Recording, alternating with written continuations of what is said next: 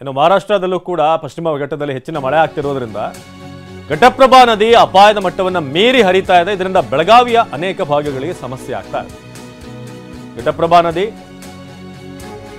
20ಕ್ಕೂ ಅಧಿಕ ವಿದ್ಯುತ್ ಕಂಬಗಳು ಜಲಾವೃತವಾಗಿವೆ. ಸೇತುವೆಗಳಂತೂ ಬಹಳ ದೊಡ್ಡ ಸಂಖ್ಯೆಯಲ್ಲಿ ಮುಳುಗಡೆ ಆಗಿರೋದು. ನದಿಗೆ ಅಡ್ಡಲಾಗಿ ಕಟ್ಟಿರುವಂತಹ ನೀರು ಶುದ್ಧೀಕರಣ ಘಟಕ ಕೂಡ ಮುಳುಗಡೆ ಆಗಿದೆ.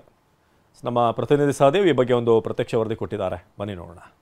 ಮಹಾರಾಷ್ಟ್ರದ ಪಶ್ಚಿಮ ಘಟ್ಟ ಭಾಗದಲ್ಲಿ ಸುರಿತಾ ಇರುವಂತಹ ಮಳೆಯಿಂದಾಗಿ ಇದೀಗ ಬೆಳಗಾವಿ ಜಿಲ್ಲೆಗೆ ಪ್ರವಾಹದ ಭೀತಿ ಶುರುವಾಗಿರುವಂಥದ್ದು. ಅದರಲ್ಲೂ ಮುಖ್ಯವಾಗಿ ಘಟಪ್ರಭಾ ನದಿ ಅಬ್ಬರಕ್ಕೆ ಈಗಾಗಲೇ ಸಾಕಷ್ಟು ಸೇತುವೆಗಳು ಕೂಡ ಮುಳುಗಡೆ ಆಗಿರುವಂಥದ್ದು. ನಾನೀಗ ಘಟಪ್ರಭಾ ನದಿಯ ದಂಡೆ ಮೇಲೆ ಇದ್ದೇನೆ. ಎಷ್ಟರ ಮಟ್ಟಿಗೆ ಘಟಪ್ರಭಾ ನದಿ ಹರಿವಿದೆ ಅನ್ನುವಂಥದ್ದನ್ನು ಕೂಡ ಗಮನಿಸಬಹುದಾಗಿದೆ. ಇದು ಏನು ಪಶ್ಚಿಮ ಘಟ್ಟ ಭಾಗದಲ್ಲಿ ಹುಟ್ಟಿಕೊಳ್ಳುವಂತಹ ನದಿ ಆಗಿರುವಂಥ ಕಾರಣಕ್ಕಾಗಿ ಈಗ ಅಪಾರ ಪ್ರಮಾಣದಲ್ಲಿ ನದಿಗೆ ನೀರು ಹರಿದು ಬರ್ತಾ ಇರುವಂಥದ್ದು. ಸದ್ಯ ಈಗ ತೋರಿಸ್ತಾ ಇದ್ದೇನೆ, ಇದು ಏನು ಒಂಟಮೂರಿ ಬಳಿ ಹರಿದು ಹೋಗುವಂತಹ ಸದ್ಯದ ದೃಶ್ಯಾವಳಿಗಳು. ಎಷ್ಟರ ಮಟ್ಟಿಗೆ ನದಿ ತನ್ನ ಹರಿವನ್ನು ಬಿಟ್ಟು ಸುಮಾರು ಕಿಲೋಮೀಟರ್ಗಳಷ್ಟು ಹೊರಗೆ ಹರಿದಿರುವಂಥದ್ದನ್ನು ಕೂಡ ಗಮನಿಸಬಹುದಾಗಿದೆ. ಅಂದರೆ ಬಹುತೇಕ ಕಡೆಗಳಲ್ಲಿ ತನಗೆ ಎಷ್ಟರ ಮಟ್ಟಿಗೆ ಸಾಧ್ಯ ಆಗುತ್ತೆ ಎಲ್ಲ ಪ್ರದೇಶಗಳನ್ನು ಕೂಡ ಈಗಾಗಲೇ ನದಿ ಆವರಿಸ್ಕೊಳ್ತಾ ಇರುವಂಥದ್ದನ್ನು ಕೂಡ ದೃಶ್ಯಾವಳಿಗಳಲ್ಲಿ ಗಮನಿಸಬಹುದಾಗಿದೆ. ಬಹುತೇಕ ಕಡೆಗಳಲ್ಲಿ ಈಗಾಗಲೇ ಏನು ಜಮೀನಿತ್ತು ಆ ಪ್ರದೇಶ ಕೂಡ ಈಗ ಕಂಪ್ಲೀಟ್ ಆಗಿ ಮುಳುಗಡೆ ಆಗಿರುವಂಥದ್ದು.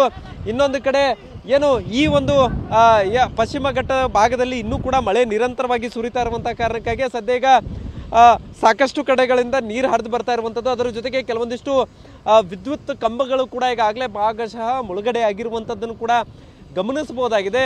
ಸೊ ಎಷ್ಟರ ಮಟ್ಟಿಗೆ ಇಲ್ಲಿ ನದಿ ನೀರಿನ ಹರಿವಿದೆ ಅನ್ನುವಂಥದ್ದನ್ನು ಈ ದೃಶ್ಯಾವಳಿಗಳೇ ಸಾಕ್ಷಿ ಆಗ್ತವೆ. ಯಾಕಂದರೆ ಒಂದು ಕಡೆ ನೀರು ಕ್ರಮೇಣ ಏರಿಕೆ ಆಗ್ತಾ ಇದೆ. ಸದ್ಯ ಈಗ ಏನು ಈ ಒಂದು ಘಟಪ್ರಭಾ ನದಿಗೆ ಒಳಹರಿವು 32,000 ಕ್ಯೂಸೆಕ್ನಷ್ಟು ಇರುವಂಥದ್ದು. ಸೊ ಅದರ ಜೊತೆಗೆ ಹಿಡಕಲ್ ಡ್ಯಾಮ್ ಈಗಾಗಲೇ 41 TMC ಭರ್ತಿಯಾಗಿದೆ.